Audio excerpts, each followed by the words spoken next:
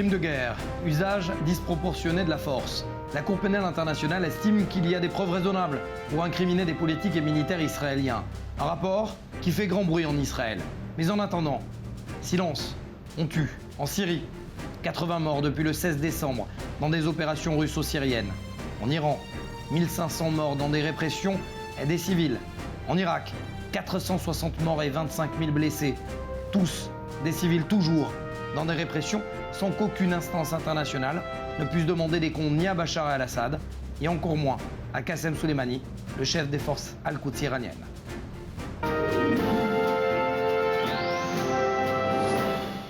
Mission accomplie certes, mais avec certaines réserves. C'est finalement ce que l'on pourrait retenir des résultats de l'enquête interne menée par l'armée israélienne, un mois après l'opération Ceinture Noire dans la bande de Gaza, lancée, je vous le rappelle, par l'élimination du chef militaire du djihad islamique, Baha Abu al-Atta. Une commission interne publiée alors que la Cour pénale internationale tend à remettre en question les capacités d'Israël et de son armée à réguler les règles d'engagement. Isben Kemoun. Pendant les 2 jours de combat, l'armée israélienne dit avoir éliminé 25 terroristes et frappé plus de 100 cibles liées exclusivement au djihad islamique. Mais au-delà des réussites opérationnelles, notamment ces 90% d'interception de roquettes par le système du dôme de fer, c'est une frappe en particulier sur laquelle s'est attardé Aviv Kochavi, le chef d'état-major de Tsahal. Pendant la planification et l'exécution de l'attaque, l'estimation de Tsahal était qu'aucun citoyen ne serait blessé en conséquence. Car si le raid aérien sur un bâtiment de la ville de Deir el-Bala, dans le centre de Gaza, visait un centre militaire du djihad islamique, ce sont finalement 9 membres d'une famille qui ont été tués. Selon l'armée israélienne, la cible avait été dûment approuvée à plusieurs reprises en tant que cible militaire, y compris plusieurs jours avant l'attaque. L'enquête a révélé que des activités militaires avaient été menées sur le site attaqué, mais que ce n'était finalement pas un site fermé et qu'en réalité, des citoyens y étaient également présents. L'armée israélienne affirme que l'enquête interne requiert des mesures immédiates pour éviter à l'avenir de tels événements exceptionnels. Le parquet militaire ne devrait toutefois pas ouvrir d'enquête criminelle pour manquement aux règles d'engagement, une enquête interne qui prouve, s'il le fallait, la capacité de Tsahal à s'autoréguler juridiquement. Erwin Cutler, ancien ministre de la Justice du Canada, vous êtes aussi l'un des premiers conseillers juridiques de la Cour pénale internationale. Vous avez dit dans une autre interview que vous aviez honte de ce que la Cour pénale internationale était devenue. Pourquoi, Erwin Cutler ?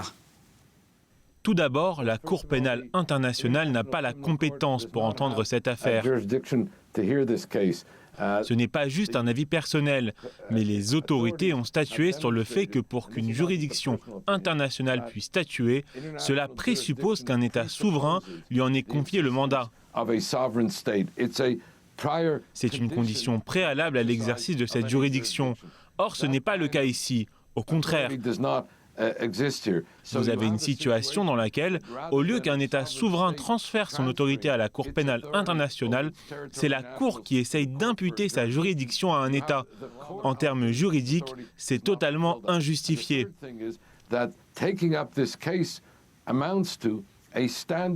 Deuxièmement, l'autorité palestinienne ne possède aucun des attributs d'un État souverain, du point de vue des lois internationales. Et troisième chose enfin, cette plainte est en violation totale des accords d'Oslo. En vertu de ces accords, un tel conflit aurait dû être résolu entre les deux parties directement, pas en criminalisant le processus de négociation en cours en allant devant le tribunal international. Fatou Bensouda commence son exposé le 13 juin 2014, au lendemain du 12 juin 2014, de l'enlèvement et de l'assassinat des 3 adolescents israéliens, comme si finalement elle oubliait, elle omettait, par intérêt ou non d'ailleurs, l'usage de la force par Israël. Est-ce que c'est votre avis également ? Toute la question ici vis-à-vis des lois internationales, c'est que la procureure a elle-même reconnu que le principe de la complémentarité était valable aussi pour Israël. Donc s'il existe déjà un processus judiciaire indépendant qui peut faire et a déjà fait des enquêtes indépendantes sur les mêmes situations relevant d'allégations de crimes de guerre israéliens, alors la Cour pénale internationale n'a pas à être saisie. With regard to allegations against Israel of war crimes, then the De ce point de vue-là, et en vertu du principe de complémentarité, la situation actuelle est inadmissible, car il existe bien en Israël un tribunal indépendant qui gère ses affaires. Il s'agit de la Cour suprême, et elle jouit justement d'une très bonne réputation internationale, en termes d'indépendance, d'impartialité, d'intégrité et d'excellence. Il n'y a donc aucune justification à ce que la Cour pénale internationale interfère dans les affaires de la Cour suprême israélienne. Par conséquent, à la fois en vertu des principes de juridiction et de complémentarité, cette enquête de la Cour pénale internationale est inacceptable. Parce que, justement, au cours de l'opération Bordure protectrice et derrière, en 2014, eh bien, le parquet militaire a étudié des centaines de cas qui étaient, on dit ça, on les appellera borderline. Donc, 4 ont été, par exemple, 4 soldats ont été jugés responsables. Quelles sont les bases raisonnables juridiques dont parle Fatou Bensouda pour justifier l'ouverture d'une enquête? Well, you know, Fatou Bensouda's also spoken about the fact that Vous savez, Fatou Bensouda a aussi admis qu'elle avait demandé à la chambre préliminaire d'enquêter sur de prétendus crimes de guerre à Gaza, en Cisjordanie et à Jérusalem-Est. Et quand on parle de Jérusalem-Est, la Cour a même qualifié la politique des implantations de crimes de guerre. with regard to East Jerusalem, they have even spoken of the fact of C'est un genre d'allégation difficile et à vrai dire très problématique de la part d'une procureure qui par ailleurs a statué que le transfert de troupes de Russie en Crimée ne devait pas être considéré comme un crime de guerre et ne pouvait pas donc être un problème jugé par la Cour. transfer by Russia of troops into the Crimea was not something. Alors comment cette même Cour peut-elle se permettre de juger des implantations juives à Jérusalem-Est, alors même qu'il n'y a ici aucun transfert de population? Settlement by Jews in Jerusalem, which is not a transfer into Jerusalem. Les Juifs sont présents à Jérusalem depuis des temps immémoriaux. Tout ceci démontre clairement une absence d'appréciation objective des faits et des lois. Of the facts or the law in this case. Arwen Cutler, ça sera ma dernière question. Et assez rapidement, je vous demanderai éventuellement de répondre si vous pouvez. Quelle est la possibilité que demain, n'importe quel officier, n'importe quel soldat, n'importe quel homme politique israélien soit finalement traqué par la Cour pénale internationale? Well, I was encouraged this morning to hear that Germany. J'ai entendu récemment la position de l'Allemagne qui s'est érigée officiellement contre cette politisation de la Cour pénale internationale. Et mon pays, le Canada, n'a pas reconnu la juridiction de la Cour pénale sur cette affaire. To begin with, I think you're going to see increasing. J'espère voir de plus en plus d'États libres et démocratiques dénoncer cette enquête. This type of inquiry, and therefore. Ainsi, la Cour pénale réalisera peut-être d'elle-même que cela n'est pas juste préjudiciable pour Israël, mais que cela sape ses fondements mêmes, que sont l'indépendance, l'impartialité et l'intégrité. But that in fact it is undermining. Je le dis d'autant plus sérieusement que je suis un défenseur de la première heure de l'établissement d'une juridiction internationale incontestable pour les crimes majeurs, les crimes de guerre, les crimes contre l'humanité, et que j'en ai fait partie en tant qu'avocat. Cette affaire, si elle continue, entachera le travail tout entier de la Cour pénale internationale. Donc j'espère et je fais confiance à la Cour pour réaliser qu'elle n'a pas de juridiction légitime ici et que le fait de persister dans cette voie sera non seulement préjudiciable à Israël, mais surtout à la Cour pénale internationale elle-même et à sa propre légitimité.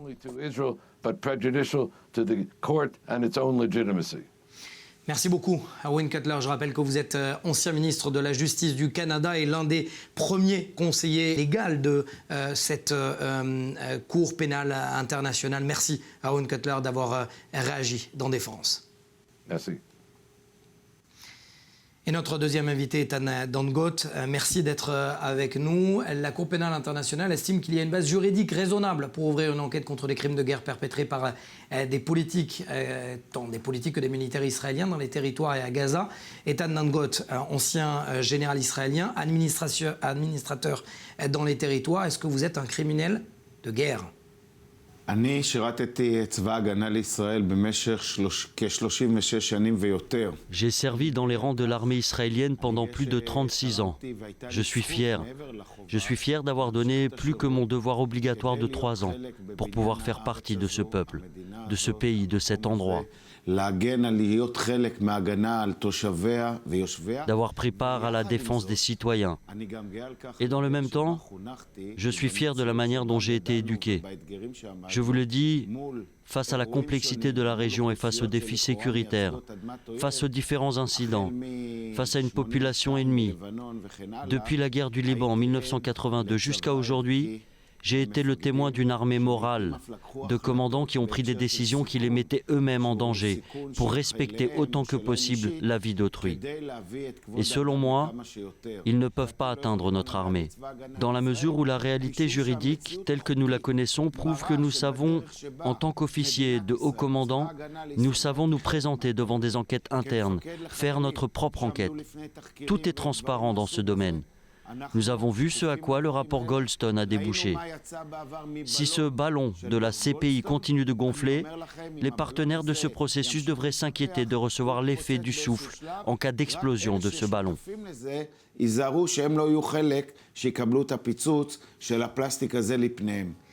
J'aime bien la figure de style. Ethan Nangot, la présidente du tribunal de la Cour pénale internationale, parle d'usage disproportionné de la force. Est-ce qu'elle a raison, oui ou non?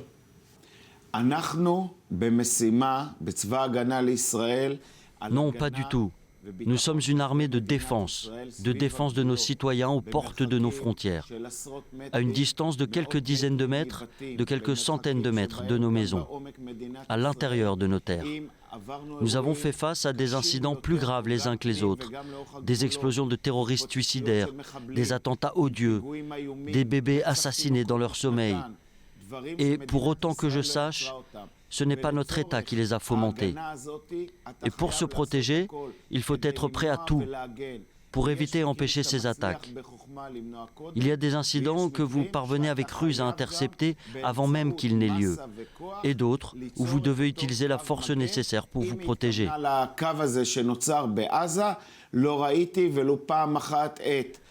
Si la procureure parle de cette même force pour se protéger de Gaza, je n'ai pas vu, ne serait-ce qu'une seule fois, des instances internationales inspecter ou enquêter sur les incidents au cours des 18 derniers mois.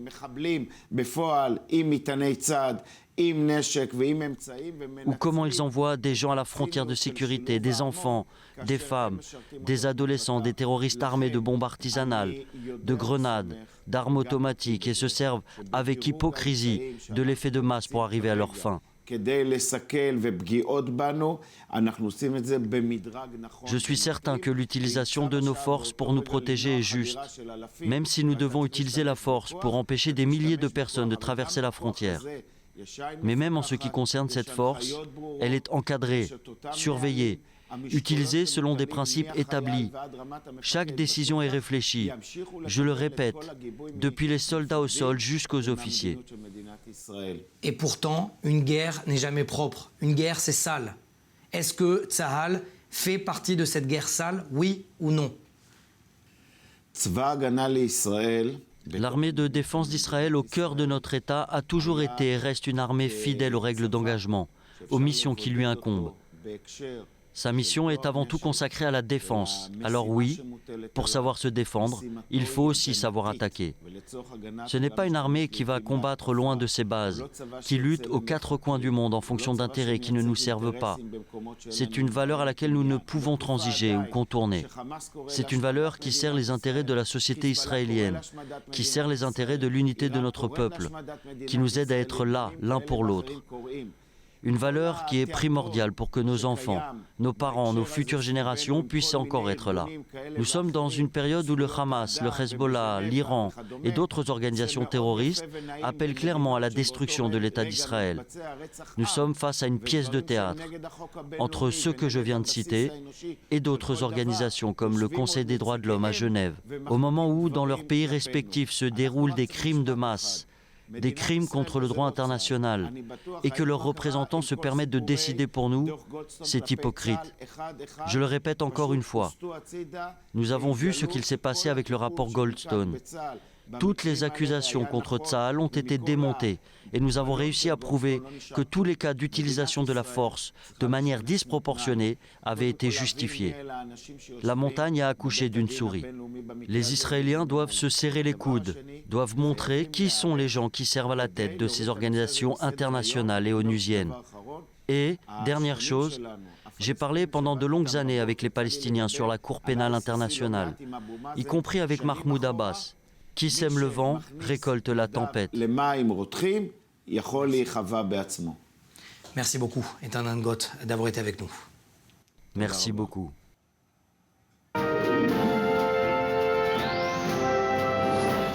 Et comme chaque mercredi, bonsoir, Océane Nicole, vous allez nous parler cette semaine de l'armée française qui, pour la première fois, et c'est historique, a annoncé l'utilisation de drones armés. Exactement, la France qui pourtant était un petit peu réticente au début, eh bien ça y est, la France a fait un grand pas en avant en utilisant donc pour la première fois un drone armé. Ça s'est passé en début de semaine au Mali, là où la France opère, on le sait, c'est un drone Reaper qui a donc été envoyé, un drone de combat qui était équipé de plusieurs bombes à guidage laser de 250 kg chacune. Des ennemis avaient été préalablement identifiés au sol et c'est donc ces drones qui ont attaqué ces cibles et ce donc depuis les airs. Et ça a été plutôt efficace et pratique puisque grâce à ces drones armés, eh bien 7 djihadistes ont été éliminés. On rappelle que l'objectif, eh bien, c'est tout simplement d'appuyer les forces militaires au sol afin de leur fournir une aide supplémentaire. Et pour l'armée française, il s'agit aussi d'améliorer la sécurité des soldats et également de gagner en efficacité au Sahel. Et la France qui rentre dans le club très fermé des puissances qui utilisent ces drones. Exactement. Avant, seuls les États-Unis disposaient de ces drones armés, de cette technologie. Mais au fil des années, eh bien, maintenant, plus d'une dizaine de pays utilisent ces engins. Il y a notamment le Royaume-Uni, la Turquie, l'Iran, mais surtout Israël. Les ingénieurs au sein du ministère de la Défense et de l'Armée avaient même commencé extrêmement tôt, Mathias, en 1969. Et depuis, cette technologie s'est très largement développée ici en Israël. Avec des heurts et de la lutte anti-terroriste, notamment dans la bande de Gaza. On parle de nanodrones également et de drones de combat, de taille d'avion de chasse utilisés par Israël. Merci Océane Nicole, je vous retrouve la semaine prochaine. Merci Mathias. Et on parle à présent d'un documentaire consacré à l'affaire des vedettes de Cherbourg, les 50 ans de ce qui reste à ce jour l'une des plus belles opérations conjointes du Mossad et de l'armée israélienne, de la marine israélienne en terre étrangère, ou comment, face à l'embargo imposé par le général de Gaulle, la France bloque la vente de 5 vedettes sur 12 commandées 3 ans plus tôt. On regarde un extrait, on en parle juste après avec les co-réalisateurs du documentaire. L'embargo devient alors total. Rien ne doit plus être livré à Israël. La tension est alors à son paroxysme entre les deux anciens alliés. L'ordre est tenu secret jusqu'à son application. Mais celui-ci se perd opportunément et n'arrive que le 7 janvier, alors que 2 autres vedettes ont quitté Cherbourg prétextant des essais en mer. On s'attendait un petit peu à ce qu'il se passe quelque chose, que les bateaux partent, mais quand même, on s'est retrouvé avec les caisses à outils sur le bord du quai et les bateaux partis, quoi. Le personnel des CMN participe activement aux préparatifs. Les Cherbourgeois se doutent de quelque chose, mais gardent le silence. Au matin, les 5 vedettes sont inspectées par les douanes afin d'achever les démarches d'exportation préparées par M. Lévesque, le mandataire en douane choisi par les CMN. Les papiers sont en règle. On y lit 5 vedettes rapides sous pavillon norvégien marqué Starboat 1 à 5. Le matin du 25 décembre, les Cherbourgeois constatent la disparition des navires dans le port. En quelques heures, la nouvelle fait le tour des agences et oblige le gouvernement à une réaction à 4 heures du matin. Ils expliquent alors la vente à la Norvège. Mais la Norvège ne sait rien de tout ça. Elle n'a jamais entendu parler de la Starboat. Elle s'offusque du mensonge et menace la France. Le scandale enfle et la supercherie apparaît au grand jour. Et justement, je reçois les 2 co-réalisateurs de ce projet, de ce documentaire. Vic Demaillot, vous êtes cinéaste. Justin Le Carpentier, vous êtes historien. Vous êtes d'ailleurs d'origine de Cherbourg. Ce qui m'intéresse, Vic, première question, c'est l'impression, finalement, c'est cette impression que j'ai, terrible, si j'ose dire, des autorités françaises de s'être fait berner à ce point. Oui, on peut dire que les autorités se sont fait berner, mais c'est surtout les autorités de Paris qui se sont fait berner. Le gouvernement s'est fait berner. Sur place, peut-être que les douanes sont fait un peu berner, les renseignements généraux, mais à Cherbourg, c'était moins... Ils étaient plus au courant quand même de ce qui se passait. Mais à Paris, oui, ils se sont complètement fait berner. Vous le dites sans le dire. Parce qu'il faut le dire, le documentaire, c'est votre voix, Vic Demaillot, bien évidemment. Vous réalisez et vous le comptez. Vous le dites sans le dire, je le disais de manière implicite. Est-ce qu'il y a un laisser-aller des Français sur place? Est-ce qu'ils laissent faire? Écoutez, ce sont des gens qui sont très proches les uns des autres. Ils ont vécu ensemble, les Israéliens et les Cherbourgeois ont vécu ensemble. Hein. Ils avaient un quotidien identique, ils s'invitaient aux fêtes chacun. Donc oui, il y a un laisser-faire, et puis ils ont de la sympathie pour ces Israéliens qui sont en rade quand même, ils sont embêtés les Israéliens, ils sont là, ils sont désœuvrés, ils ne savent plus quoi faire. Donc les Cherbourgeois voudraient... Ah oui, vraiment, vraiment. Ils ne le font pas exprès? C'est-à-dire les Israéliens, ils ne jouent pas à ce moment-là le rôle de... Non, les Israéliens, vous savez, il y a des marins, il y a des ingénieurs, avec l'embargo, ils ne savent plus quoi faire, ils sont bloqués à Cherbourg. Bon, tout le monde a envie de trouver une porte de sortie sur place. Justin, vous êtes vous-même, je le disais, de Cherbourg. L'une des affaires qui est enseignée à toutes les nouvelles recrues du Mossad, les vedettes de Cherbourg, c'est quelque chose qui vous dérange en tant qu'historien, venant de Cherbourg justement, ou qui vous passionne? Alors c'est une histoire qui est passionnante et qui est encore assez vive à Cherbourg, en tout cas pour les personnes qui l'ont vécu. Tout le monde se souvient de cette affaire-là. J'ai eu l'occasion de sortir des livres, de faire des conférences. À chaque fois, il y a des gens qui viennent me dire ah ben, on connaissait un marin, on lui a racheté une voiture, mon père a apporté le camion pour faire le plein le soir. Mais le fait que ça fasse la part belle au Mossad et un peu moins aux autorités françaises, à la France de manière générale, est-ce que c'est quelque chose qui dérange encore? Pas vraiment. En fait, les autorités à Cherbourg étaient bien contentes que les navires partent. Et bien content aussi d'embêter un peu le gouvernement, parce qu'il y avait beaucoup de contentieux à l'époque. Et disons que c'est une affaire où le Mossad a une part quand même assez mineure. Hein. Il y a juste une petite aide logistique pour les traversées, pour le ravitaillement en mer. Enfin, il fallait penser à cette société écran. C'est plutôt Bocalimon, je voilà. pense, qui a pensé l'opération dans sa globalité. C'est plutôt la marine israélienne qui a préparé et qui a un peu préparé en système D, hein, quand on le voit à travers le film. C'est beaucoup de bidouilles pour... Je vous rassure, toujours aujourd'hui, dans le salle version 2019, c'est toujours autant de bidouilles. Ça marche à la fin et on se demande pourquoi et comment. C'est la passion. C'est la passion peut-être. Oui. Ce que l'on n'entend pas, alors peut-être c'est la même question à vous deux, messieurs, c'est dans ce documentaire, ce sont les voix des autorités françaises peut-être de l'époque. Pourquoi on n'entend pas le directeur d'IRCAP du Quai d'Orsay, ou c'était trop gênant pour eux? D'abord, on n'a pas essayé de les contacter, nous. Hein. Et je pense qu'ils n'auraient pas voulu parler. Vous savez, quand on a voulu organiser une projection ici, au consulat, à l'Institut français à Haïfa, au début, on nous a dit oui. Puis quand le consul s'est réveillé en se disant quoi, Cherbourg, ici, chez moi? Non, pas question. Il ne voulait pas en entendre parler. Donc je pense que le Quai d'Orsay... Ça gêne toujours. Oui, le Quai d'Orsay est gêné. Il ne veut pas en entendre parler. Mais bizarrement, les Cherbourgeois, et plus généralement les Français, ressentent la même sympathie pour les Israéliens vis-à-vis de cette histoire. C'est ce que vous ressentez, vous? Oui, à Cherbourg, tous les Cherbourgeois étaient très contents que les navires partent. Le chantier, ils étaient contents parce qu'ils ont à la fois récupéré l'argent de la commande, mais ils ont eu une publicité qui a fait la pérennité du chantier pendant 10 ans. Ils ont vendu du même type de matériel à tous les pays du monde. Donc ils étaient très fiers. C'est une histoire qui est encore bien ancrée. Alors 50 ans plus tard, en tant que cinéaste, comment on fait pour... Presque tout a été écrit, dit, lu, montré sur cette histoire. Comment on se renouvelle justement? Alors d'abord, je ne suis pas sûr que tout ait été écrit parce que les gens ont d'abord oublié cette affaire. Hein, elle n'était plus tellement d'actualité. En tout cas, moi, ce que j'ai fait, la première personne que j'ai contactée, c'est Justin Le Carpentier, parce qu'il avait écrit un livre et que je me suis dit, c'est lui qui en sait le plus. Et donc ensuite, on a travaillé ensemble. Oui, alors, oui. Je crois qu'en France, c'est celui qui en sait le plus. Voilà. Oui. Et en fait, en France, il y a eu assez peu de livres sur l'affaire. On en est à 4. En 50 ans, c'est très peu.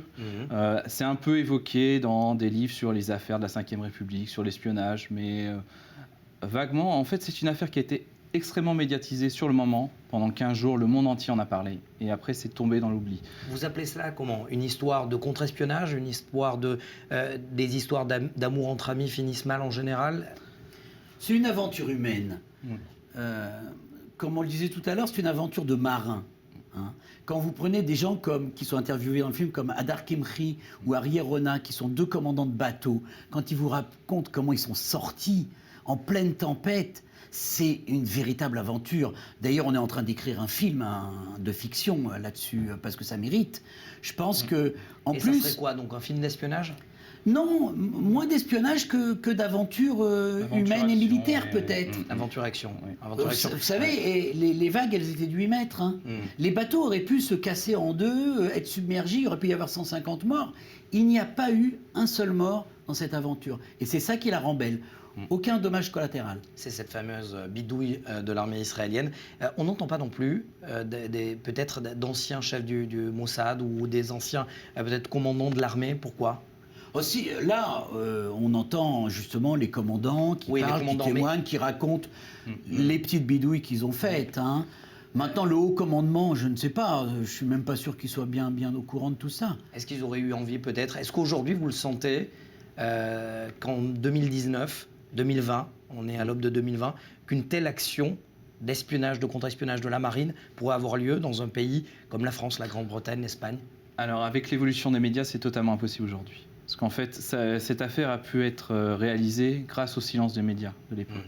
Avec le système des correspondants, en fait, à Cherbourg, il y avait 4-5 journalistes qui donnaient l'information pour le monde entier. Donc s'ils ne parlaient pas, personne n'était au courant. D'ailleurs, pendant toute la construction, il n'y a eu aucun article de presse dessus. Donc c'était tenu totalement en secret. Je crois qu'aujourd'hui, si les Israéliens devaient recommencer une histoire pareille, ils voleraient les vedettes, mais par Internet. C'est la seule solution. Vic, date de diffusion prévue éventuellement du... En fait, c'est en train d'être diffusé sur France 3 Normandie. Ça le sera à nouveau sur la chaîne Toute l'Histoire.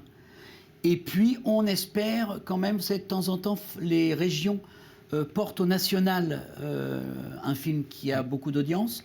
Donc, il se pourrait qu'il soit sur France 3 National un de ces jours. Vous reviendrez nous en parler, messieurs, si jamais le film, justement, il y a un film, de fiction. De fiction. On vous en parler très rapidement. Merci Vic Demaniaux, merci Justin Le Carpentier. Cette émission est terminée. On se retrouve donc la semaine prochaine, même heure, même plateau sur Défense.